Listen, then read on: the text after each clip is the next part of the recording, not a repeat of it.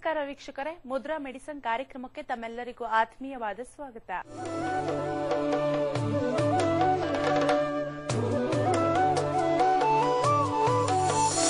ಇವತ್ತಿನ ಮುದ್ರಾ ಮೆಡಿಸನ್ ಕಾರ್ಯಕ್ರಮವನ್ನು ನಡೆಸಿಕೊಡುವುದಕ್ಕೆ ಮುದ್ರಾ ಬ್ರಹ್ಮ, ಮುದ್ರಾ ರತ್ನ, ಮುದ್ರಾ ಶಿರೋಮಣಿ ಗುರುಜಿ ಶ್ರೀ ಲಕ್ಷ್ಮೀ ಶ್ರೀನಿವಾಸ್ ರವರು ನಮ್ಮೊಂದಿಗಿದ್ದಾರೆ. ಗುರುಜಿ ಅವರು ಕಂಪ್ಯೂಟರ್ ಸೈನ್ಸ್ ನಲ್ಲಿ ಇಂಜಿನಿಯರಿಂಗ್ ಪದವಿ ಪಡೆದು ಎಂಎಸ್ ಕಂಪ್ಯೂಟರ್ ಸಾಫ್ಟ್ವೇರ್ ನಲ್ಲಿ ಸ್ನಾತಕೋತ್ತರ ಪದವಿ ಪಡೆದು ಹಲವಾರು ಮಲ್ಟಿ ನ್ಯಾಷನಲ್ ಸಾಫ್ಟ್ವೇರ್ ಕಂಪನಿಗಳಲ್ಲಿ 26 ವರ್ಷ ಸತತವಾಗಿ ಸೇವೆ ಸಲ್ಲಿಸಿದ್ದಾರೆ. ಗುರುಜಿ ಅವರು ವೇದ ವಿಜ್ಞಾನ, ಜ್ಯೋತಿಷ್ಯ ಶಾಸ್ತ್ರ ಹಾಗೂ ಪುರಾತನ ಮುದ್ರಾ, ಮಂತ್ರ, ಯಂತ್ರ, ತಂತ್ರ ಶಾಸ್ತ್ರಗಳಲ್ಲಿ ಸಂಶೋಧನೆಯನ್ನು ನಡೆಸಿ ಔಷಧಿ ರಹಿತ ಜೀವನವನ್ನು ನಡೆಸುವುದು ಹೇಗೆ ಹಾಗೂ ಮನೆಗೊಬ್ಬ ವೈದ್ಯನಾಗುವುದು ಹೇಗೆ ಎಂದು ತಿಳಿಸಿಕೊಡುತ್ತಾ ಬಂದಿದ್ದಾರೆ. ಇದಲ್ಲದೆ ಭೂತ, ಪ್ರೇತ, ಮಾಟ, ಮಂತ್ರ, ತಂತ್ರಗಳ ಬಗ್ಗೆ ಸಂಶೋಧನೆಯನ್ನು ನಡೆಸಿ ಮಾಂತ್ರಿಕ ಮತ್ತು ತಾಂತ್ರಿಕನಾಗುವುದು ಹೇಗೆ ಎಂದು ತಿಳಿಸಿಕೊಡುತ್ತಾ ಬಂದಿದ್ದಾರೆ. ಗುರುಜಿ ಅವರು ಹಲವಾರು ಪುಸ್ತಕಗಳನ್ನು ಬರೆದು ಸಮಾಜಕ್ಕೆ ಜ್ಞಾನ ಅರ್ಚನೆ ಮಾಡಿದ್ದಾರೆ. ಸಮಾಜದ ಹಿತಕ್ಕಾಗಿ ಬೆಂಗಳೂರಿನಿಂದ ಸುಮಾರು 40 ಕಿಲೋಮೀಟರ್ ದೂರದಲ್ಲಿ ಗುರುಜಿ ಅವರು ಉಚಿತ ಅನಾಥಾಶ್ರಮ, ವೃದ್ಧಾಶ್ರಮ ಹಾಗೂ ಮುದ್ರಾ, ಮಂತ್ರ, ತಂತ್ರ ಸಂಶೋಧನಾ ಕೇಂದ್ರವನ್ನ ಸ್ಥಾಪನೆ ಮಾಡುತ್ತಿದ್ದಾರೆ. ಗುರುಜಿ ಅವರನ್ನ ನಿಮ್ಮೆಲ್ಲರ ಪರವಾಗಿ ಕಾರ್ಯಕ್ರಮಕ್ಕೆ ಸ್ವಾಗತಿಸೋಣ. ಗುರುಜಿ ನಮಸ್ತೆ, ಕಾರ್ಯಕ್ರಮಕ್ಕೆ ಸ್ವಾಗತ. ಆತ್ಮೀಯ ವೀಕ್ಷಕ ಬಾಂಧವರಿಗೆಲ್ಲ ನಮಸ್ಕಾರ. ಗುರುಜಿ, ಇವತ್ತಿನ ಸಂಚಿಕೆಯಲ್ಲಿ ವೀಕ್ಷಕರಿಗೆ ಯಾವ ವಿಷಯದ ಬಗ್ಗೆ ತಿಳಿಸ್ಕೊಡ್ತೀರಾ? ಇವತ್ತಿನ ಸಂಚಿಕೆಯಲ್ಲಿ ಬಹಳ ವಿಶೇಷವಾದಂತ ಒಂದು ಸಂಚಿಕೆ ಇದು. ಏನಂತಂದ್ರೆ, ಒಬ್ಬ ವ್ಯಕ್ತಿ ಮನೆ ಯಜಮಾನ ಅಥವಾ ಮನೆ ಯಜಮಾನಿ ಕೆಲಸಕ್ಕೆ ಹೋಗಿ ದುಡಿತಾರೆ, ಅಥವಾ ವ್ಯಾಪಾರ ಮಾಡಿ ಸಂಪಾದನೆ ಮಾಡ್ತಾರೆ, ಅಥವಾ ವ್ಯವಸಾಯ ಮಾಡಿ ಸಂಪಾದನೆ ಮಾಡಬಹುದು, ಯಾವುದೋ ರೂಪದವರು ಸಂಪಾದಿಸ್ತಾರೆ. ಆದ್ರೆ ಮನೆಯಲ್ಲಿ ಸಂಪಾದನೆ ಮಾಡಿದಂತ ಹಣ ನಿಲ್ಲೋದಿಲ್ಲ. ತಾವು ಗಳಿಸಿದಂತ ಹಣ ಮನೇಲಿ ಸೇವ್ ಮಾಡಕ್ಕೆ ಆಗಲ್ಲ. ಈಗ ದುಡಿತಾರೆ, ಅಲ್ಲಿ ಆಸ್ಪತ್ರೆ ಖರ್ಚು ಅಂತ ಬರುತ್ತೆ. ಇಲ್ಲಿ ದುಡ್ಕೊಂಡ್ ಬರ್ತಾರೆ, ಅಲ್ಲಿ ಆಕ್ಸಿಡೆಂಟ್ ಆಯ್ತು, ಕಾರ್ ರಿಪೇರಿ ಆಯ್ತು, ಬಸ್ ರಿಪೇರಿ ಆಯ್ತು ಅಂತ ಅಂತಾರೆ. ಇಲ್ಲಿ ದುಡ್ಕೊಂಡ್ ಬರ್ತಾರೆ, ಅಲ್ಲಿ ಏನೋ ಪ್ರಾಬ್ಲಮ್ ಆಗಿ ಮನೆ ಗೋಡೆ ಬಿದ್ದೋಯ್ತು, ಮನೆ ಪ್ರಾಬ್ಲಮ್ ಆಯ್ತು, ಏನೋ ರಿಪೇರಿ ಕೆಲಸ. ಹಾಗೆ ಅವ್ರು ದುಡ್ದಿದ್ದೆಲ್ಲ ತಗೊಂಡು ದುಡ್ದು ಇಡ್ತಾರೆ. ಬಂದ ತಕ್ಷಣ 1 ಲಕ್ಷಗಟ್ಟಲೆ ಖರ್ಚಾಗ್ಬಿಡುತ್ತೆ. ಅದರಿಂದ ಎಷ್ಟೋ ಜನ ಹತ್ರ ಬಂದು ಕೇಳ್ತಾರೆ, ಏನ್ ಮಾಡೋದು, ಎಷ್ಟೆಲ್ಲ ಕಷ್ಟಪಟ್ಟು ದುಡಿತೀವಿ, ಮನೇಲಿ ಸೇವಿಂಗ್ಸೇ ಆಗ್ತಿಲ್ಲ. ಏನಾದ್ರು ಕಷ್ಟ ಕಾಲದಲ್ಲಿ ಏನಾದ್ರು ತೊಂದರೆ ಆದಂತ ಸಮಯದಲ್ಲಿ ದುಡ್ಡು ಅಂತ ಏನಾದ್ರು ಇದೆಯಾನ ಅಂತ ನೋಡಕ್ ಹೋದ್ರೆ ದುಡ್ಡು ಇರಲ್ಲ. ಹಾಗಾದ್ರೆ ನಾವು ಸಾಲ ಮಾಡ್ಬೇಕಾಗಿ ಬರುತ್ತೆ. ಬಂದಿದ್ದ ದುಡ್ಡು ಸೇವ್ ಮಾಡ್ತಿಲ್ಲ. ಏನಾದ್ರು ಕಷ್ಟ, ಆಕ್ಸಿಡೆಂಟ್ ಆಯ್ತು, ರೋಗ ಬಂತು, ಇನ್ನೇನೋ ಆಯ್ತು ಅಂತ ಅಂದಾಗ ಅರ್ಜೆಂಟ್ ಆಗಿ ದುಡ್ಡು ಇಲ್ವಲ್ಲ ಮನೆಯಲ್ಲಿ, ಅವಾಗ ಏನ್ ಮಾಡ್ತಾರೆ, ಪಕ್ಕದಲ್ಲಿ ಹೋಗಿ ಯಾರ ಹತ್ರ ಸಾಲ ತಂದ್ಬಿಡ್ತಾರೆ. ಆ ಸಾಲ ತೀರ್ಸಕ್ಕೆ ಬಡ್ಡಿ ಕಟ್ಟಿ ಕಟ್ಟಿ ಕಟ್ಟಿ ದೊಡ್ಡ ಸಾಲಗಾರ ಆಗ್ಬಿಡ್ತಾರೆ.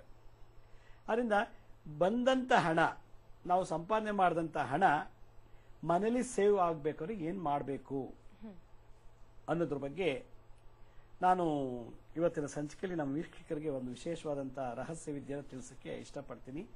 ಯಾಕೆಂದ್ರೆ ಸರ್ವೇಸಾಮಾನ್ಯವಾಗಿ ಎಲ್ಲರೂ ಮನೇಲಿ ಇರುತ್ತೆ. 50,000 ರೂಪಾಯಿ ಸಂಬಳ ಬಂದ್ರೆ 70,000 ರೂಪಾಯಿ ಖರ್ಚಿರುತ್ತೆ. 1,000 ರೂಪಾಯಿ ಏನೋ ಆದಾಯ ಬಂತು ಅಂದ್ರೆ 1,200 ರೂಪಾಯಿ ಖರ್ಚಿರುತ್ತೆ. 1,000 ಬರುತ್ತೆ, ಅದಕ್ಕೆ 200 ರೂಪಾಯಿ ಎಕ್ಸ್ಟ್ರಾ ಹಾಕಿ ಖರ್ಚು ಮಾಡಿಸ್ಬಿಡ್ತಾನೆ ಭಗವಂತ. ಹೀಗಾಗಿ ದುಡ್ದಿದ್ದು ಮನೇಲಿ ಉಳಿತಾ ಇಲ್ಲ. ಆಪತ್ಕಾಲದಲ್ಲಿ ಏನಾದ್ರು ಆಘಾತ ಆದಾಗ, ತೊಂದರೆ ಬಂದಾಗ ಸಾಲ ಮಾಡೋಕೆ ಮನಸ್ಸು ಕೊಟ್ಟು ಬಿಡುತ್ತೆ. ಈ ಕಡೆ ದುಡಿತಾನೆ ಇರ್ತಾರೆ, ಸಾಲ ತೀರಿಸ್ತಾನೆ ಇರ್ತಾರೆ, ದುಡಿತಾನೆ ಇರ್ತಾರೆ, ಖರ್ಚು ಮಾಡ್ತಾನೆ ಇರ್ತಾರೆ. ಹೀಗಾಗಿ ಮನೆ ತಗೊಳಕ್ಕಾಗಲ್ಲ, ಸೈಟ್ ತಗೊಳಕ್ಕಾಗಲ್ಲ, ಕಾರ್ ತಗೊಳಕ್ಕಾಗಲ್ಲ, ಒಡವೆ ಮಾಡಿಸ್ಕೊಳಕ್ಕಾಗಲ್ಲ, ಒಂದೊಳ್ಳೆ ಡ್ರೆಸ್ ಮಾಡ್ಕೊಳಕ್ಕಾಗಲ್ಲ, ಒಂದೊಳ್ಳೆ ಪಿಕ್ನಿಕ್ ಹೋಗಕ್ಕಾಗಲ್ಲ, ಒಂದು ಲಕ್ಸುರಿ ಲೈಫ್ ನಡೆಸಬೇಕು ಅನ್ನೋದಕ್ಕೆ ಬಹಳ ಕಷ್ಟ ಇರುತ್ತೆ ಪಾಪ. ಈ ತರದವ್ರು ಒಬ್ಬರೇ ಇಬ್ರು ಅಲ್ಲ. ನಮ್ಮ ಕರ್ನಾಟಕದಲ್ಲಿ 7 ಕೋಟಿ ಜನಸಂಖ್ಯೆನಲ್ಲಿ 5.5 ಇಂದ 6 ಕೋಟಿ ಜನಕ್ಕೆ ಈ ಸಮಸ್ಯೆ ಇರುತ್ತೆ. ಸಣ್ಣ ಲೋ ಲೆವೆಲ್ ನಲ್ಲಿ ಕೆಲಸ ಮಾಡೋರಿಂದ, ದಿನಗೂಲಿ ಕೆಲಸ ಮಾಡೋರಿಂದ ಹಿಡಿದು ವಾಚ್ಮೆನ್ ಅಂತೆ, ಕಸ ಗುಡಿಸೋರಂತೆ, ಬ್ಯಾಂಕಲ್ಲಿ ಗುಮಾಸ್ತರು, ಕ್ಲರ್ಕ್ಗಳು, IAS, KS ಯಾವುದೇ ಆಗ್ಲಿ, ದುಡ್ಡು ಬರುತ್ತೆ, ಸೇವ್ ಮಾಡಕ್ಕಾಗಲ್ಲ, ದೊಂದು ಖರ್ಚಿರುತ್ತೆ. ಇವತ್ತೇನಪ್ಪ, ಇವತ್ತು 20,000 ಸಂಬಳ ಬಂತು ಅಂದ್ರೆ ಅವ್ರ ತಾಯಿಗೆ ಅಡ್ಮಿಟ್ ಆಗ್ಬಿಟ್ಟಿರ್ತಾರೆ. 20,000 ಜೊತೆಗೆ ಇನ್ನೊಂದು 50,000 ಎಕ್ಸ್ಟ್ರಾ ಕಟ್ಟಬೇಕು ಹಾಸ್ಪಿಟಲ್ ತಗೊಂಡೋಗಿ. ಇವನ್ ಆದಾಯ 20, ಇನ್ನು ಎಕ್ಸ್ಟ್ರಾ 30ಕ್ಕೆ ಸಾಲ ಮಾಡ್ತಾನೆ. ಆ ಸಾಲ ತೀರ್ಸೋಷ್ಟ್ರೊಳಗೆ ಇನ್ನೊಂದು ಯಾವುದೋ ದೊಡ್ಡ ರಂಪ ಬರುತ್ತೆ ಮಧ್ಯದಲ್ಲಿ. ಮಕ್ಕಳು ಸ್ಕೂಲ್ ಕಟ್ಟಕ್ಕೆ ಫೀಸ್ ಇಲ್ಲ, ಡೊನೇಷನ್ ಕಟ್ಟಬೇಕು, ಆಕ್ಸಿಡೆಂಟ್ ಆಯ್ತು, ಅಕ್ಕನಿಗೆ ಹುಷಾರಿಲ್ಲ, ಅಣ್ಣಂಗೆ ಹುಷಾರಿಲ್ಲ, ಅಪ್ಪಂಗೆ ಹುಷಾರಿಲ್ಲ, ತಂಗಿಗೆ ಹುಷಾರಿಲ್ಲ, ಗಂಡಂಗೆ ಹುಷಾರಿಲ್ಲ, ಹೆಂಡತಿಗೆ ಹುಷಾರಿಲ್ಲ, ಅತ್ತೆ ಮಾಮ, ಹೀಗೆ ಒಂದು ಸರಪಳಿ, ಆ ಚೈನ್ ಲಿಂಕು ಅದೇನಾಗುತ್ತೆ, ಒಂದಾದ್ಮೇಲೆ ಕನೆಕ್ಟ್ ಮಾಡ್ಕೊಂಡೋಗಿ ಕೊನೆಗೆ ಅವನು ರಿಟೈರ್ಡ್ ಆಗೋಷ್ಟೊಳಗೆ ದೊಡ್ಡ ಸಾಲಗಾರನಾಗಿ ಆ ಸಾಲ ತೀರ್ಸಕ್ಕೆ ಆತ್ಮಹತ್ಯೆ ಮಾಡ್ಕೋಬೇಕು. ಆಗ್ಲಿಲ್ಲ ಅಂದಾಗ, ಇಲ್ಲ ಇರೋದನ್ನೆಲ್ಲ ಮಾರ್ಬಿಟ್ಟು ಸಾಲ ತೀರಿಸಬೇಕು, ಇರೋದೆಲ್ಲ ಮಾರಿದ್ರು ಕೂಡ ಸಾಲ ತೀರದೇ ಇರುವಂತ ಮಟ್ಟಕ್ಕೆ ಜಾತಕದಲ್ಲಿ ಹುಟ್ಟುಬಿಡ್ತಾರೆ ಕೆಲವು ಜನ. ಅಂತ ಜಾತಕದಲ್ಲಿ ಹುಟ್ಟಿರುವಂತವ್ರಿಗೆ, ಆ ತರ ಪಾಪಗ್ರಹದಲ್ಲಿ ಹುಟ್ಟಿರುವಂತವ್ರಿಗೆ ಇವತ್ತಿನ ಸಂಚಿಕೆಯಲ್ಲಿ ಒಂದು ಒಳ್ಳೆ ವಿಶೇಷವಾದಂತ ಮಾಹಿತಿಯನ್ನ ನಮ್ಮ ವೀಕ್ಷಕರಿಗೆ ತಿಳಿಸ್ಬೇಕು. ಯಾಕಂದ್ರೆ ಇವತ್ತು ಯಾರೂ ಸುಮ್ಮನೆ ಕೂತಿಲ್ಲ, ಒಂದೆಲ್ಲ ಒಂದು ದುಡಿತಾರೆ, ದುಡಿಮೆ ಇದೆ, ಕೆಲಸ ಇದೆ, ಸಂಬಳ ಬರುತ್ತೆ, ಎಂಜಾಯ್ ಮಾಡಕ್ಕಾಗ್ತಿಲ್ಲ. ಇನ್ನೊಂದು ದುಡಿಮೆನೂ ಇಲ್ಲ, ಸಂಬಳನೂ ಇಲ್ಲ, ಕೆಲಸನೂ ಇಲ್ಲ, ಕೋಟಿಗಟ್ಟಲೆ ದುಡ್ಡಿದೆ, ಅಪ್ಪ ಮುತ್ತಾತದ್ರು ಮಾಡಿಟ್ರು ಆಸ್ತಿ. ಇನ್ನೊಂದು ಹಗಲು ರಾತ್ರಿ ದುಡಿತಾರೆ, ಅವ್ರಿಗೆ ಖರ್ಚೇ ಇರೋದಿಲ್ಲ, ದುಡ್ಡೆಲ್ಲ ಇಟ್ಟಿರ್ತಾರೆ, ಅವ್ರಿಗೆ ಕೆಲವು ಖರ್ಚು ಮಾಡೋಕೆ ಇಷ್ಟಪಡಲ್ಲ, ಖರ್ಚು ಬರುವಂತ ಸಂದರ್ಭಗಳೇ ಇಲ್ಲ. ಇನ್ನೊಂದು ಆದಾಯನೂ ಇಲ್ಲ, ಬಡತನೂ ಇಲ್ಲ, ಶ್ರೀಮಂತನೂ ಇಲ್ಲ, ಎಲ್ಲೋ ಭಿಕ್ಷೆ ಬೇಡ್ಕೊಂಡು ಕೂತಿರ್ತಾರೆ. ಈ 4 ವರ್ಗದ ಜನಗಳಿಗೂ ಕೂಡ ಈ ಮಂತ್ರ ಬೇಕಾಗತ್ತೆ ಅಂತ ನನ್ನ ಅಭಿಪ್ರಾಯ, ಈ ಮುದ್ರೆ ಬೇಕಾಗತ್ತೆ ಅಂತ ನನ್ನ ಅನಿಸಿಕೆ, ಈ ತಂತ್ರ ಬೇಕಾಗತ್ತೆ ಅಂತ ನನ್ನ ಒಂದು ಅಭಿಪ್ರಾಯ. ಅದರಿಂದ ಈ ಒಂದು 4 ವರ್ಗದ ಜನಗಳು ಏನಿದ್ದಾರೋ, ಯಾರೇ ಆಗಿರಲಿ, ಶ್ರೀಮಂತರೇ ಆಗಿರಲಿ, ಇವತ್ತು ನನ್ನ 500 ಕೋಟಿ ಇರ್ಬೋದು, 1,000 ಕೋಟಿ ಇರ್ಬೋದು, 10,000 ಕೋಟಿ ಇರ್ಬೋದು, ಯಾರು ಗೊತ್ತು, ನನ್ನ ಜಾತಿಯ ಗ್ರಹಚಾರ ದೋಷದಿಂದ ಆಯಾ ದಶಾಪತಿ ಸಮಯದಲ್ಲಿ 200 ಕೋಟಿನ ಕಳ್ಕೊಳ್ಳೋ ಯೋಗ ಇದ್ರೆ ಇರ್ಬೋದೇನೋ. ಅವಾಗೇನಾಗತ್ತೆ, ಮತ್ತೆ ನಾನು ಸೇವಿಂಗ್ಸ್ ಮಾಡಕ್ಕಾಗದೆ ಇರ್ಬೋದು. ಒಂದು ಜಮಾನದಲ್ಲಿ ಒಂದು ಟೈಮಲ್ಲಿ ಚೆನ್ನಾಗಿದ್ದಾಗ ಎಲ್ಲ ಸೇವ್ ಮಾಡಿ ಇಟ್ಬಿಟ್ಟೆ, ಇನ್ನೊಂದು ಟೈಮ್ ಬಂದಾಗ ಎಲ್ಲ ಕಳ್ಕೊಂಡ್ಬಿಟ್ಟೆ, ಮತ್ತೆ ಅಷ್ಟೇ ಸಂಪಾದನೆ ಮಾಡ್ತೀನಿ ಅನ್ನೋದು ಗ್ಯಾರಂಟಿ ಇಲ್ಲ. ದೇಹ ಪರ್ಮಿಟ್ ಮಾಡಲ್ಲ, ದೇಹ ಚೆನ್ನಾಗಿದ್ರು ಒಳ್ಳೆ ಆರೋಗ್ಯ ಇರೋದಿಲ್ಲ, ಅಕಸ್ಮಾತ್ ಒಳ್ಳೆ ಆರೋಗ್ಯ ಇದ್ರೂ ನಮಗೆ ಆಪರ್ಚುನಿಟಿ ಸಿಗೋದಿಲ್ಲ, ಆಪರ್ಚುನಿಟಿ ಇದ್ರೂ ಕೂಡ ನಾವು ಬೆಳೆಯೋ ಯೋಗ್ಯತೆ ನಮ್ಮಲ್ಲಿ ಇರೋದಿಲ್ಲ, ಆ ಥರ ಒಂದು ಬಾಧೆ ಇರ್ಬೋದು. ಹೀಗಾಗಿ ನಾವು ಸಂಪಾದಿಸುವಂತ ಹಣ ನಮ್ಮಲ್ಲೇ ಉಳಿಬೇಕು ಅಂತಂದ್ರೆ, 100 ರೂಪಾಯಿ ಬಂದ್ರೆ ಅಟ್ಲೀಸ್ಟ್ 80 ರೂಪಾಯಿ ಉಳಿದು ಇನ್ನು 20 ರೂಪಾಯಿ ಖರ್ಚಾದ್ರೆ ಏನೋ ಅನ್ಬೋದು. 100 ರೂಪಾಯಿ ಬಂದ್ರೆ 200 ರೂಪಾಯಿ ಖರ್ಚಾದ್ರೆ ಬಹಳ ಲಾಸ್ ಪಾಪ. ಅದರಿಂದ ಆ ಥರದವರು ಆಲ್ಟರ್ನೇಟ್ ಏನೋ ಮಾಡ್ಕೊಂಡು ಬದುಕ್ತಿರ್ತಾರೆ.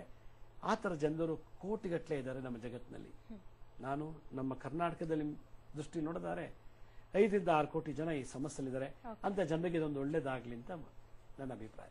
ಓಕೆ ಗುರುಜಿ, ಕಾರ್ಯಕ್ರಮದಲ್ಲಿ ಮತ್ತಷ್ಟು ಮಾತಾಡೋಣ. ಅದಕ್ಕೂ ಮುಂಚೆ ಚಿಕ್ಕದೊಂದು ಬ್ರೇಕ್ ತಗೊಳ್ಳೋಣ. ವೀಕ್ಷಕರೇ, ಮುದ್ರಾ ಮೆಡಿಸನ್ ಕಾರ್ಯಕ್ರಮ ಮುಂದುವರಿಯುತ್ತೆ ಚಿಕ್ಕದೊಂದು ವಿರಾಮದ ನಂತರ ಮುದ್ರಾ ಮೆಡಿಸನ್ ಕಾರ್ಯಕ್ರಮಕ್ಕೆ ತಮ್ಮೆಲ್ಲರಿಗೂ ಆತ್ಮೀಯವಾದ ಸ್ವಾಗತ. ಸರಿ ಗುರುಜಿ, ನೀವು ಇದೇ ತಿಂಗಳು 21, 22ನೇ ತಾರೀಕು ವರ್ಕ್ಶಾಪ್ ನಡೆಸ್ತಿದ್ದೀರಾ. ಈ ವರ್ಕ್ಶಾಪ್ ಅಲ್ಲಿ ಏನೇನೆಲ್ಲ ತಿಳಿಸ್ಕೊಡ್ತೀರಾ ಅಂತ? ಇದೇ ತಿಂಗಳು 21 ಮತ್ತು 22ನೇ ತಾರೀಕು ಶನಿವಾರ ಭಾನುವಾರ ಬೆಂಗಳೂರಿನಲ್ಲಿ ನಾನು ಬ್ಲ್ಯಾಕ್ ಮ್ಯಾಜಿಕ್ ಅಂದ್ರೇನು, ವೈಟ್ ಮ್ಯಾಜಿಕ್ ಅಂದ್ರೇನು, ಬ್ಲ್ಯಾಕ್ ಮ್ಯಾಜಿಕ್ ಯಾಕೆ ಮಾಡ್ತಾರೆ, ಬ್ಲ್ಯಾಕ್ ಮ್ಯಾಜಿಕ್ ಮಾಡುವಂತ ಜನರು ಹೇಗಿರ್ತಾರೆ, ಅವರ ಗುಣಲಕ್ಷಣಗಳೇನು, 3ನೇದು ಬ್ಲ್ಯಾಕ್ ಮ್ಯಾಜಿಕ್ ಅಲ್ಲಿ ಎಷ್ಟು ವೆರೈಟಿ ಬ್ಲ್ಯಾಕ್ ಮ್ಯಾಜಿಕ್ ಇದೆ. ನನ್ನ ಪ್ರಕಾರ 108 ವೆರೈಟಿ ಬ್ಲ್ಯಾಕ್ ಮ್ಯಾಜಿಕ್ ಇದೆ, ಒಬ್ಬ ಮನುಷ್ಯನ ಮೈಂಡ್ ಮತ್ತೆ ಬಾಡಿ ಮೇಲೆ ಪ್ರಯೋಗ ಮಾಡುವಂತ ವಿಶೇಷವಾದ ಪ್ರಯೋಗಗಳು. ಈ ಬ್ಲ್ಯಾಕ್ ಮ್ಯಾಜಿಕ್ ಯಾವ ರೀತಿ ಮಾಡಿದ್ರೆ ನಮ್ಮ ಮೇಲೆ ಏನಿಂತ ಪರಿಣಾಮ ಆಗತ್ತೆ, ಬ್ರೈನ್ಗೆ ಮಾಡಿದಾಗ, ಮೈಂಡ್ಗೆ ಮಾಡಿದಾಗ ಏನ್ ಸಿಂಪ್ಟಮ್ಸ್ ಇರುತ್ತೆ, ಬಾಡಿಗೆ ಮಾಡಿದಾಗ ಏನ್ ಸಿಂಪ್ಟಮ್ಸ್ ಬರುತ್ತೆ, ಬಾಡಿ ಮತ್ತೆ ಮೈಂಡ್ ಎರಡಕ್ಕೂ ಸೇರ್ಸ್ ಮಾಡಿದಾಗ ಯಾವ ರೀತಿ ಸಿಂಪ್ಟಮ್ಸ್ ಬರುತ್ತೆ, ಹಾಗಾದ್ರೆ ಅದನ್ನ ಪತ್ತೆ ಹಚ್ಚೋದು ಹೇಗೆ, ಪತ್ತೆ ಹಚ್ಚೋದ ಮೇಲೆ ಯಾವ ಮಂತ್ರದಿಂದ ಅದನ್ನ ತೆಗೆದುಹಾಕಬೇಕು ಅಂತ. ಹೀಗೆ ಬ್ಲ್ಯಾಕ್ ಮ್ಯಾಜಿಕ್ ಸಿಂಪ್ಟಮ್ಸ್ ಇವೆಲ್ಲ ವೆರೈಟಿ ಬಗ್ಗೆ ನಾನು ಕ್ಲಾಸ್ ತಿಳಿಸ್ತಾ ಇದ್ದೀನಿ. ಮತ್ತೆ ಇಲ್ಲೊಂದು ಏನಪ್ಪಾ ಅಂತಂದ್ರೆ, ಈ ಬ್ಲ್ಯಾಕ್ ಮ್ಯಾಜಿಕ್ ಅಲ್ಲಿ ಮಂತ್ರ ದೀಕ್ಷೆ ಮತ್ತೆ ತಾಂತ್ರಿಕ ದೀಕ್ಷೆ ಅಂತೇಳಿ, ನಾವು ಬ್ಲ್ಯಾಕ್ ಮ್ಯಾಜಿಕ್ ತೆಗಿಬೇಕಾದ್ರೆ ಕೆಲವು ತಾಂತ್ರಿಕ ವಸ್ತುಗಳನ್ನು ಉಪಯೋಗಿಸ್ತೀವಿ. ಆ ವಸ್ತುಗಳಿಗೂ ಹೇಗೆ ದೀಕ್ಷೆ ತಗೋಬೇಕು, ಮಂತ್ರಗಳ 15 ವೆರೈಟಿ ಮಂತ್ರ ದೀಕ್ಷೆ ಈ ಕೋರ್ಸಲ್ಲಿ ಮಾಡ್ತಾ ಇದ್ದೀವಿ. ಇದೆಲ್ಲ ಮಾಡಿದ್ಮೇಲೆ ನಮಗೆ ಮಾಟ ಆದಾಗೆ ನಾವು ಹೆಂಗೆ ತಗೊಳ್ಳೋದು, ನಮ್ಮನೆ ಮಂದಿಗೆ ಮಾಟ ಮಂತ್ರ ಆದಾಗ ಹೇಗೆ ತೆಗೆಯೋದು, ಇನ್ನೊಬ್ಬರಿಗೆ ಮಾಟ ಆದಾಗ ಹೇಗೆ ತೆಗಿಬೇಕು ಅನ್ನೋದನ್ನ ಪ್ರಾಕ್ಟಿಕಲ್ ಆಗಿ ನಾನು ಡೆಮೋ ಮಾಡಿ ತೋರಿಸ್ತೀನಿ. ಎಷ್ಟೋ ಕಾಯಿಲೆಗಳು ನಮಗೆ ಔಷಧಿಯಿಂದ ಗುಣ ಆಗಲ್ಲ, ದೇವರಿಗೆ ಅರ್ಕೆ ಕಟ್ತೀವಿ, ಹೋಮ ಮಾಡ್ತೀವಿ, ಯಾತ್ರೆಗೆ ಹೋಗ್ತೀವಿ, ಜಾತ್ರೆಗೆ ಹೋಗ್ತೀವಿ, ಇಷ್ಟೆಲ್ಲ ಮಾಡಿದ್ರೂ ಕೂಡ ನಮಗೆ ಕೆಲವು ಸಮಸ್ಯೆಗಳು ಬಗೆಹರಿಯೋದಿಲ್ಲ. ಕಾರಣ ಬ್ಲ್ಯಾಕ್ ಮ್ಯಾಜಿಕ್ ಆಗಿರೋದ್ರಿಂದ. ಹೀಗಾಗಿ ಈ ಬ್ಲ್ಯಾಕ್ ಮ್ಯಾಜಿಕ್ ಕೆಲವು ರೋಗ ಬಾಧೆಗಳನ್ನು ಸೃಷ್ಟಿ ಮಾಡುತ್ತೆ, ಮನುಷ್ಯನ ಅಧೋಗತಿಗೆ ತಂದಿಟ್ಟುಬಿಡುತ್ತೆ. ಈ ಎಲ್ಲಾ ದೃಷ್ಟಿಕೋನಗಳಿಂದ ನಾನೊಂದು ಇದಕ್ಕೆ ಸಿಲೆಬಸ್ ಮಾಡಿ ಒಂದು ಕೋರ್ಸ್ ಮಾಡ್ತಾ ಇದ್ದೀನಿ. ಯಾಕೆಂದ್ರೆ ಇದು ಎಲ್ಲೂ ಯಾವ ಯೂನಿವರ್ಸಿಟಿ, ಸ್ಕೂಲು, ಕಾಲೇಜಲ್ಲಿ ಎಲ್ಲೂ ಹೇಳ್ಕೊಡಲ್ಲ ಬ್ಲ್ಯಾಕ್ ಮ್ಯಾಜಿಕ್ ತೆಗೆಯೋದು ಹೇಗೆ ಅಂತ. ಅದಕ್ಕಾಗಿ ಈ ಒಂದು ಕೋರ್ಸು ಪ್ರತಿಯೊಬ್ಬರ ಮನೇಲಿ ಒಬ್ಬ ಮಾಂತ್ರಿಕನಿರಬೇಕು, ಒಬ್ಬ ತಾಂತ್ರಿಕನಿರಬೇಕು ಅನ್ನೋ ಒಂದು ದೃಷ್ಟಿಕೋನದಿಂದ ಈ ಒಂದು ವರ್ಕ್ಶಾಪ್ ನಾನು ಬೆಂಗಳೂರಲ್ಲಿ ಮಾಡ್ತಾ ಇದ್ದೀನಿ. ಸರಿ ಗುರುಜಿ, ಇನ್ನು ಏನ್ ದೋಷ ಇದ್ರೆ ಮನೆಯಲ್ಲಿ ಸಂಪಾದನೆ ಮಾಡಿದ ಹಣ ಉಳಿಯಲ್ಲ ಅಂತ? ಏನು ದೋಷ ಇದ್ರೆ ನಾವು ಸಂಪಾದಿಸಿದಂತ ಹಣ ಮನೇಲಿ ಉಳಿಯೋದಿಲ್ಲ? ಹೌದು, ಇದು ಒಳ್ಳೆ ಪ್ರಶ್ನೆ. ನಮಗೆ ಒಳ್ಳೆ ವಿದ್ಯೆ ಇದೆ, ಕೆಲವು ಓದಿ ವಿದ್ಯಾವಂತರಾಗಿರ್ತಾರೆ, ಕೆಲವು ಓದಿರೋದಿಲ್ಲ, ಒಳ್ಳೆ ಬುದ್ಧಿವಂತರಾಗಿರ್ತಾರೆ. ಕೆಲವು SLC ಫೇಲ್ ಆಗಿರ್ತಾರೆ, 7ನೇ ಕ್ಲಾಸ್ ಓದಿರ್ತಾರೆ, ಕೆಲವು ಓದೇ ಇರೋದಿಲ್ಲ, ಬಹಳ ಬುದ್ಧಿ ಚೆನ್ನಾಗಿರುತ್ತೆ. ಅವ್ರು ಓದೋದ್ರಿಂದ ಹೆಚ್ಚಾಗಿ ಬುದ್ಧಿ ಇರುತ್ತೆ. ಬುದ್ಧಿವಂತರು ಸಂಪಾದನೆ ಮಾಡಿದ್ದು ಹಣ ಉಳಿತಿಲ್ಲ, ಓದಿ ವಿದ್ಯಾವಂತನಾಗಿರೋನು ಸಂಪಾದನೆ ಮಾಡಿರೋದು ಉಳಿತಾ ಇಲ್ಲ. ಹಾಗಿದ್ಮೇಲೆ ಏನ್ ದೋಷ ಇರ್ಬೋದು? ಯಾತಕ್ಕೆ ನಾವು ಸಂಪಾದನೆ ಮಾಡಿದಲ್ಲಿ 5,000 ಖರ್ಚು ಬಂದ್ರೆ 1,000 ಖರ್ಚು ಮಾಡಿ 4,000 ಬ್ಯಾಂಕ್ಗೆ ಹಾಕೋಣ, ಅಥವಾ 4,000 ರೂಪಾಯಿ ನಮ್ಮ ಹತ್ರನೇ ಇಟ್ಕೊಳ್ಳೋಣ ಅನ್ನೋದು ಯಾಕೆ ಆಗ್ತಿಲ್ಲ ಅಂತಂದ್ರೆ, ಪೂರ್ವ ಜನ್ಮದಲ್ಲಿ ನಾನು ಹೇಳ್ತಾ ಇರೋದು ಕರ್ಮ ಸಿದ್ಧಾಂತದ ಬಗ್ಗೆ. ಓದು ಜನ್ಮದಲ್ಲಿ ನಾವು ಯಾರಿಗಾದ್ರೂ ತಿನ್ನೋ ಅನ್ನಕ್ಕೆ ಮೋಸ ಮಾಡಿದ್ರೆ, ಮತ್ತೆ ಅವ್ರ ವ್ಯಾಪಾರ ವ್ಯವಹಾರಗಳಲ್ಲಿ ಏನಾದ್ರು ದ್ರೋಹ ಮಾಡಿದ್ರೆ, ಟೋಟಲ್ ಆಗಿ ಹೇಳಿದರೆ ನಾವು ಓದು ತುಂಬಾ ವಂಚನೆಯಿಂದ ಮೋಸದಿಂದ ಮಾಡಿ ಗಳಿಸಿ ಸಂಪಾದನೆ ಮಾಡಿ ಜೀವನ ಮಾಡಿ ಸತ್ತಿದ್ರೆ, ಈ ಜನ್ಮದಲ್ಲಿ ಅವ್ರು ಯಾವುದೇ ದೇಶದಲ್ಲಿ ಉಡ್ಲಿ, ಅವ್ರು ಎಂಥ ಶ್ರೀಮಂತ ಮನೇಲಿ ಹುಟ್ಟಿದ್ರು ಕೂಡ ಈಗ ಬರುತ್ತೆ ಲಕ್ಷ್ಮಿ, ಹಾಗೆ ಹೊಟ್ಟೋಗ್ತಾಳೆ. 5,000 ಬಂತು, 6,000 ರೂಪಾಯಿ ಖರ್ಚಿರುತ್ತೆ. 1 ಲಕ್ಷ ಬಂತು, 1,4 ಲಕ್ಷ ಖರ್ಚಿರುತ್ತೆ. 5 ಲಕ್ಷ ಬಂತು, 5,20,000 50,000 ಖರ್ಚಿರುತ್ತೆ. ಯಾಕೆ? ನಾನು ಓದ್ ನನ್ನ ಜೀವನ ಶೈಲಿ ಹೆಂಗಿತ್ತು? ನಿಮಗೆ ಮೋಸ ಮಾಡಿ, ಅವ್ರಿಗೆ ಮೋಸ ಮಾಡಿ, ಇವ್ರಿಗೆ ಮೋಸ ಮಾಡಿ, ಅವ್ರಿಗೆಲ್ಲ ಮೋಸ ಮಾಡಿ, ಬರೀ ಮೋಸ ವಂಚನೆಗಳಿಂದ ನಾನು ತುಂಬಾ ಚೆನ್ನಾಗಿ ಖುಷಿ ಪಟ್ಟು ಬಹಳ ಚೆನ್ನಾಗಿ ಬದುಕಿದ್ದೆ. ಯಾವಾಗ? ಓದ್ ಜನ್ಮದಲ್ಲಿ. ಆದರೆ ಈ ಜನ್ಮದಲ್ಲಿ ನಾನು ಕ್ಷಣ ಕ್ಷಣಕ್ಕೂ ಕೂಡ ಕಷ್ಟಪಡಬೇಕಾಗಿ ಬಂದ್ಬಿಡುತ್ತೆ. ಅದಕ್ಕೆ ಋಣಬಾಧೆ ಬೇರೆ, ಮೋಸ ವಂಚನೆ ಬೇರೆ. ಅದರಿಂದ ಈ ಮೋಸದಿಂದ ವಂಚನೆಯಿಂದ ಬಾಳಿ ಬದುಕಿರೋ ಜನಗಳು ಈ ಜನ್ಮದಲ್ಲಿ ಏನಾರು ಇದ್ರೆ ನೆಕ್ಸ್ಟ್ ಬರ್ತು ಇದೇ ಸೈಕಲ್ಗೆ ಸಿಕ್ಕಾಕೊಂಡ್ಬಿಡ್ತಾರೆ. ಈ ಒಂದು ಬರ್ತ್ ಸೈಕಲ್ ಇದೆಲ್ಲ, ಆ ಸೈಕಲ್ ಸಿಕ್ಕಾಕೊಂಡ್. ಅದಕ್ಕೆ ನಾನು ಎಲ್ಲರೂ ಹೇಳೋದಿಷ್ಟೇ, ದಯವಿಟ್ಟು ಯಾರಿಗೂ ಮೋಸ ಮಾಡಬೇಡಿ, ಯಾರಿಗೂ ವಂಚನೆ ಮಾಡಬೇಡಿ. ಅದ್ರ ಫಲ ಹೆಂಗಿರುತ್ತೆ ಅಂತಂದ್ರೆ, ನಮ್ಮ ಸಂಸಾರವೇ ನಾವು ಕಣ್ಣು ಮುಂದೆ ನೋಡ್ಬೇಕಾಗಿ ಬಂದ್ಬಿಡುತ್ತೆ. ಎಲ್ಲ ದುಡ್ಡು ಬಂದ್ರು ನಮ್ಮಲ್ಲಿ ₹1 ಉಳಿಯಲ್ಲ. ಎಷ್ಟಿದೆ? 100ರಲ್ಲಿ 98 ಜನಕ್ಕೆ ದೋಷ ಇದೆ.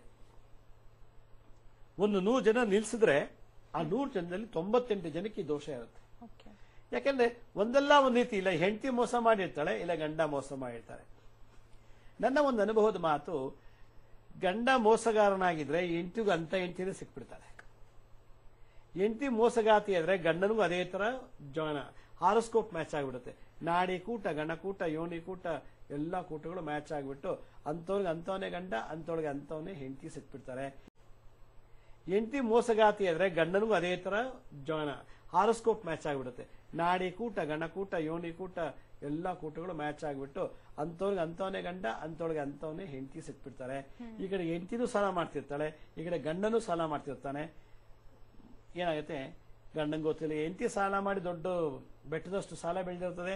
ಹೆಂಡತಿ ಗೊತ್ತಿಲ್ದಂಗೆನೆ ಗಂಡ ಸಾಲ ಮಾಡಿರ್ತಾನೆ. ಮನೆ ಮುಂದೆ ಸಾಲ ಕೊಟ್ಟಿರೋರು ಬಂದು ಗಲಾಟೆ ಮಾಡಿ ಸಿಕ್ಕಿದಲ್ಲ ಒಡೆದು, ಪಾತ್ರೆ ಎಲ್ಲ ಬಿಸಾಕಿ, ಕಂಪ್ಲೇಂಟ್ ಆಗಿ, ಚೆಕ್ ಬೌನ್ಸ್ ಎಲ್ಲ ಆಗಿ, ಕೋರ್ಟು, ಪೊಲೀಸ್ ಸ್ಟೇಷನ್ನು, ಜೈಲ್ಗೆಲ್ಲ ಹೋಗಿದ್ದಾರೆ.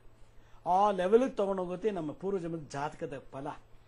ಆದ್ರಿಂದ ನಾವು ಎಷ್ಟು ಸಾಧ್ಯವೋ ಅಷ್ಟು ಮೋಸ ವಂಚನೆ ಮಾಡ್ದೇನೆ ಇರೋಷ್ಟೆಲ್ಲ ತೃಪ್ತಿ ಪಟ್ಕೊಂಡು ಜೀವನ ಮಾಡಿದ್ದೆ ಆದ್ರೆ ಈ ಜನ್ಮದಲ್ಲಿ ಆ ದೋಷ ತೆಗಿಬಹುದು. ಇಲ್ಲ ಅಂದ್ರೆ ಏನಾಗುತ್ತೆ? ಸಾಲ ಬಾಧೆ ಸಿಕ್ಕಾಕೊಂಡು ಮಾನಹಾನಿ. ಏನ್ರಿ, ನನ್ನ ಹತ್ರ ನೀವು 50 ಲಕ್ಷ ಸಾಲ ತಗೊಂಡ್ಬಿಟ್ಟು ಕೊಟ್ಟಿಲ್ಲ ಅಂತ ನೀವು ತಲೆ ಮರೆಸ್ಕೊಂಡಿದ್ದ ಅಂದ್ರೆ ನಾನು ಮನೆ ಮುಂದೆ ರೌಡಿಗಳೆಲ್ಲ ಕರ್ಕೊಂಡು ಗಲಾಟೆ ಮಾಡ್ತೀನಿ. ಆಗ ಆಜು ಬಾಜು ಅಕ್ಕಪಕ್ಕದವ್ರು ಏನ್ ಮಾಡ್ತಾರೆ? ನೀವು ಅವ್ರ ಹತ್ರ ಬಹಳ ದೊಡ್ಡದಾಗಿ ಬೆರೀತಿರ್ತೀರಾ. ನಾನ್ ಬಂದು ಗಲಾಟೆ ಮಾಡಿದ್ಮೇಲೆ ನಿಮ್ಗೆ ಎಲ್ರಿಗೂ ಗೊತ್ತಾಗತ್ತೆ ನೀವು ದೊಡ್ಡ ಸಾಲಗಾರರು ಅಂತ. ಮಾನಹಾನಿ ಆಯ್ತಾ? ಒಂದು.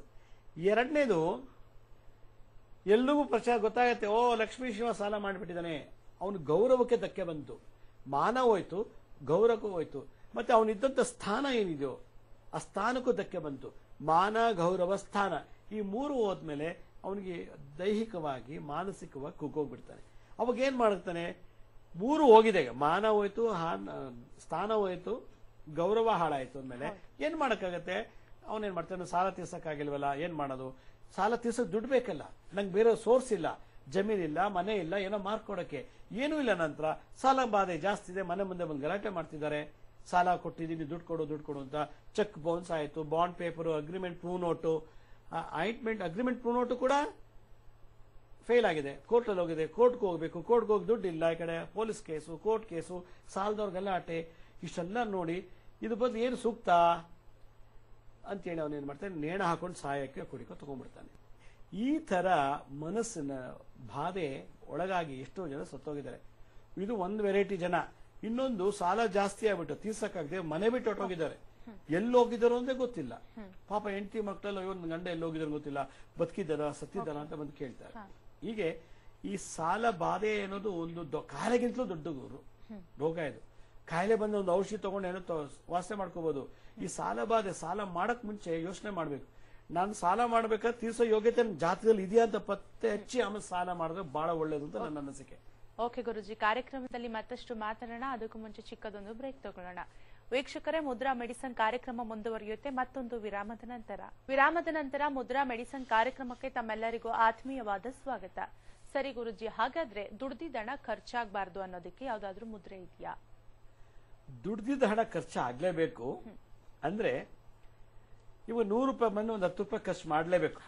ಒಂದು ಸ್ವೀಟ್ ತಿನ್ನಕ್ಕೋ, ಒಂದು ಸಿನಿಮಾ ನೋಡಕ್ಕೋ, ಏನೋ ಒಂದು ಶೋಕಿಗೆ 100 ರೂಪಾಯಿ ಬಂದ್ಬಿಟ್ಟು ನಮ್ಗೆ 100 ರೂಪಾಯಿನೂ ಖರ್ಚಾಗಬಾರ್ದು ಅಂದ್ರೆ ಅದು ನಮ್ಮ ಮೂರ್ಖತನ.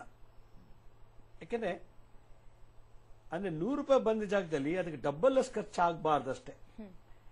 ಆ ತರದಕ್ಕೆ ನಮ್ಮ ಒಂದು ಲಕ್ಷ್ಮೀ ತಂತ್ರಸಾರದಲ್ಲಿ, ಲಕ್ಷ್ಮೀ ತಂತ್ರಸಾರ ಅಂತ ಒಂದು ತಂತ್ರಸಾರ ಇದೆ. ಆ ತಂತ್ರಸಾರದಲ್ಲಿ ಈ ತರ ಸಮಸ್ಯೆಗಳಿಗೆ, ಓದ ಜನ್ಮದಲ್ಲಿ ಮಾಡಿದಂತ ಮೋಸ ವಂಚನೆಗೆ ಈ ಜನ್ಮದಲ್ಲಿ ಏನಾದ್ರು ಕಷ್ಟ ಇತ್ತು ಅಂತಂದಾಗ ಅವರಿಗೆ ಒಂದು ವಿಶೇಷವಾದಂತ ಒಂದು ತಂತ್ರ ಮಂತ್ರ ಮುದ್ರೆಗಳನ್ನು ಹೇಳ್ತಾರೆ. ಏನಪ್ಪಾ ಅಂತಂದ್ರೆ ಒಂದು ಮುದ್ರೆ ಪದ್ಮಪ್ರಿಯೆ ಅಂತ ಒಂದು ಮುದ್ರೆ ನೋಡಿ. ಈ ಲಕ್ಷ್ಮಿ ಮುದ್ರೆ ಮಾಡ್ತೀವಲ್ಲ, ಹಾಗೆ ಈ ಒಂದಕ್ಕೊಂದು ಬೆರಳನ್ನ ಟಚ್ ಮಾಡ್ಬೇಕು. ಇನ್ನೊಂದ್ಸಲ ತೋರಿಸ್ತೀನಿ. ಹೆಬ್ಬೆಟ್ಟನ್ನ ಈ ಮಧ್ಯದ ಬೆರಳು ಮತ್ತೆ ಈ ತೋರು ಬೆರಳು ಮಧ್ಯ ಭಾಗದಲ್ಲಿ ಹಿಂಗೆ ಇಡಬೇಕು. ಈ ತರ ಇಡ್ಬೇಕೀಗೆ. ಈಗ ಇಟ್ಕೊಂಡು ತೋರು ಬೆರಳನ್ನ ಟಚ್ ಮಾಡ್ಬೇಕು. ಇನ್ನು ಉಳಿದಿದ್ದೆಲ್ಲ ಹೀಗೆ ಟಚ್ ಆಗಿರ್ಬೇಕು. ಆಯ್ತಾ? ಇದು ಒಂದು ವಿಶೇಷವಾದದ್ದು. ಇದು ಪದ್ಮಪ್ರಿಯೆ ಅಂತ ಹೇಳಿ ಮುದ್ರೆ ತೋರಿಸ್ತಾರೆ ಶಾಸ್ತ್ರದಲ್ಲಿ, ತಂತ್ರಸಾರದಲ್ಲಿ. ಹಿಂಗ್ ಬಂದ್ರೆ ಇದು ಆರ್ಡಿನರಿ ಕಾಂಚನ ಮುದ್ರಾ ಅಂತಾರೆ. ಇದಕ್ಕೆ ಕಾಂಚನ ಮುದ್ರಾ. ಕಾಂಚನ ಅಂದ್ರೆ ದುಡ್ಡು, ಲಕ್ಷ್ಮಿ ಮುದ್ರಾ. ಅದೇ ಕಾಂಚನ ಮುದ್ರೆ ಮಾಡಿ ಈ ತೋರು ಬೆರಳು ಹಿಂಗೆ ಇಟ್ಕೊಂಡ್ಬಿಟ್ರೆ, ಟಚ್ ಮಾಡಿದ್ರೆ ಮನೆಗೆ ಬಂದಂತ ಲಕ್ಷ್ಮಿ ಶಾಶ್ವತವಾಗಿ, ಶಾಶ್ವತ ಅಂದ್ರೆ ಏನು, ಪರ್ಮನೆಂಟ್ ಆಗಿ ಶಾಶ್ವತವಾಗಿ ಮನೇಲೇ ಇರಬೇಕು ಅಂತಂದ್ರೆ ನಾವು ದುಡಿದಿದ್ದೆಲ್ಲ ಮನೇಲಿ ಇರಬೇಕು, ಅದು ಡಬಲ್ ಆಗಬೇಕು ಅನ್ನೋ ಅನಿಸಿಕೆ ಅಲ್ಲ. 100 ರೂಪಾಯಿ ಬಂದಾಗ ಒಂದು 5 ರೂಪಾಯಿ 10 ರೂಪಾಯಿ ಖರ್ಚಾದ್ರೂ ಪರವಾಗಿಲ್ಲ, ಇನ್ನು 90-95 ರೂಪಾಯಿ ಉಳಿಬೇಕು ಮನೇಲಿ. ಅಂದ್ರೆ ಆ ದೋಷ ಇದ್ದವ್ರ ಮನೆಯಲ್ಲಿ, ಮೋಸ ವಂಚನೆ ಮಾಡಿದಂತವ್ರ ಮನೇಲಿ ಲಕ್ಷ್ಮಿ ಉಳಿಬೇಕು ಅಂದ್ರೆ ಈ ಪದ್ಮಪ್ರಿಯ ಲಕ್ಷ್ಮಿ ಅಂತ ಕರೀತಾರೆ. ಪದ್ಮಪ್ರಿಯ ಲಕ್ಷ್ಮಿ ಅಥವಾ ಪದ್ಮಲಕ್ಷ್ಮಿ ಅಂತ ಕರೀತಾರೆ. ಈ ಮುದ್ರೆನ ಧಾರಣೆ ಮಾಡಬೇಕು. ಇದನ್ನ ಉತ್ತರಕ್ಕೆ ಮುಖ ಮಾಡಿಕೊಂಡು ಒಂದು ಅರ್ಧ ಗಂಟೆಗೆ ಕೂತ್ಕೊಂಡ್ರೆ ಮೋಸ ವಂಚನೆ ಮಾಡಿ ಸಫರ್ ಪಡ್ತಿರುವಂತ ಜಾತಕಗಳು, ಜನ್ಮದಲ್ಲಿ ಮೋಸ ವಂಚನೆ ಎಲ್ಲ ಮಾಡಿರ್ತಾರಲ್ಲ, ಆ ತರ ಸಫರ್ ಪಡ್ತಿರುವಂತ ಜಾತಕಗಳು ನಿಧಾನಕ್ಕೆ ಈ ಮುದ್ರೆಯಿಂದ ಪ್ರಾಯಶ್ಚಿತ್ತ ಆಗ್ತಾ ಹೋಗುತ್ತದೆ. ಪ್ರಾಯಶ್ಚಿತ್ತ ಅಂತಂದ್ರೇನು, ಆ ತರ ಇರತಕ್ಕಂಥ ಸೆಲ್ಗಳು ನಾಶ ಆಗ್ತಾ ಹೋಗುತ್ತಂತೆ.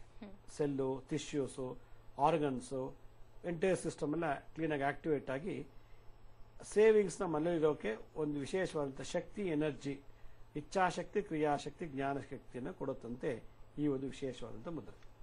ಸರಿ ಗುರುಜಿ, ಮುದ್ರೆ ತಿಳಿಸ್ಕೊಟ್ರಿ, ಹಾಗೆ ಮಂತ್ರ ಕೂಡ ತಿಳಿಸ್ಕೊಡಿ ಗುರುಜಿ. ಈ ಲಕ್ಷ್ಮೀ ತಂತ್ರಸಾರದಲ್ಲಿ ಇದಕ್ಕೊಂದು ಮಂತ್ರ ಇದೆ. ಈ ಮಂತ್ರನ ಸೇಮ್ ಮುದ್ರೆ ಮಾಡಿಕೊಂಡು ಓಂ ಪದ್ಮಪ್ರಭೆ ಪದ್ಮಸುಂದರಿ ಪದ್ಮೇಶಿ ಸ್ವಾಹ, ಓಂ ಪದ್ಮಪ್ರಭೆ ಪದ್ಮಸುಂದರಿ ಪದ್ಮೇಶಿ ಸ್ವಾಹ,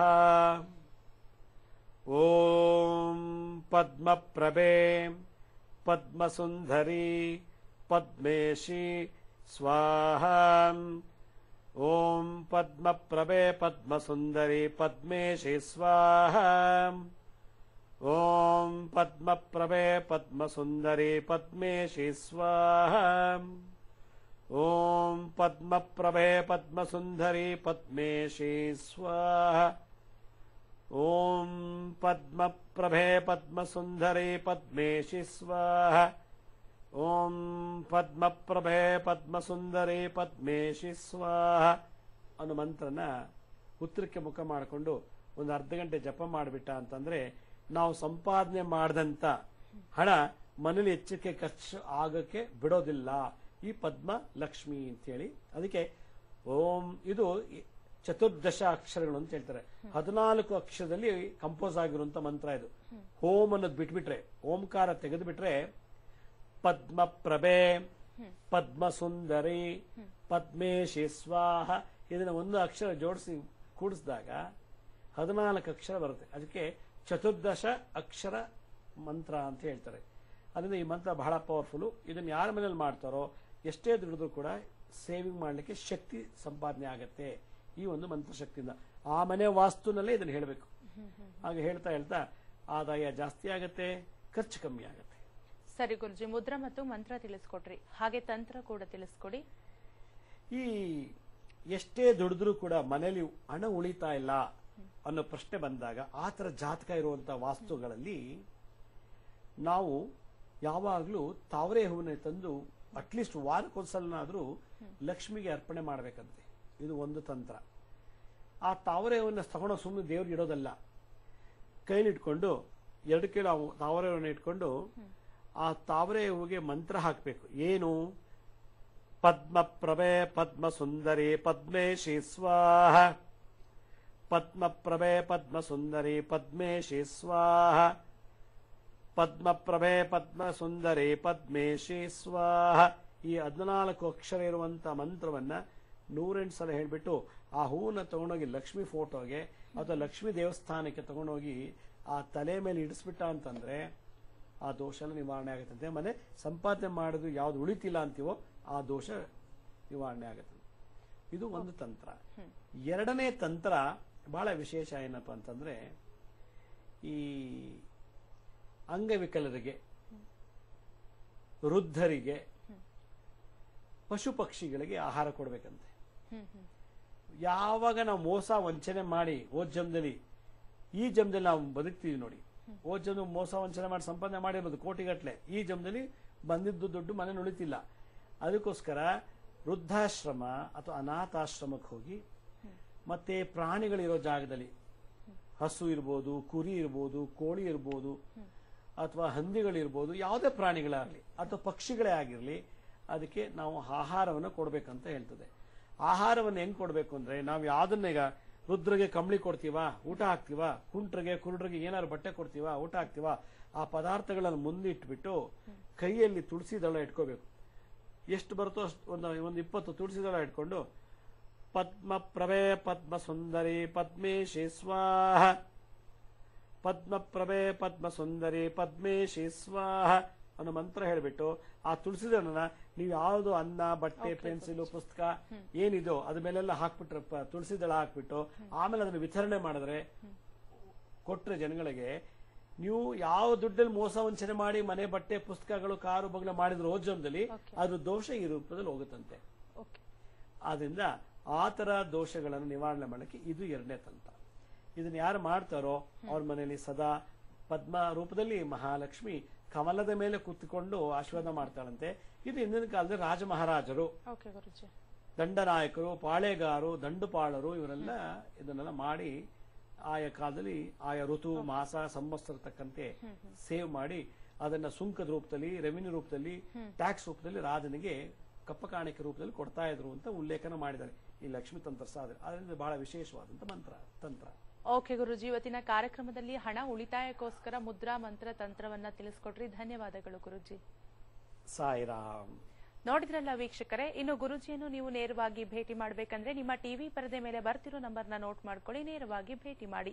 ಇದಾಗಿತ್ತೀಯ ಹೊತ್ತಿನ ವಿಶೇಷ. ನೋಡ್ತಾ ಇರಿ ಸರಳ ಜೀವನ, ಇದು ಮನುಕುಲದ ಒಳಿತಿಗಾಗಿ.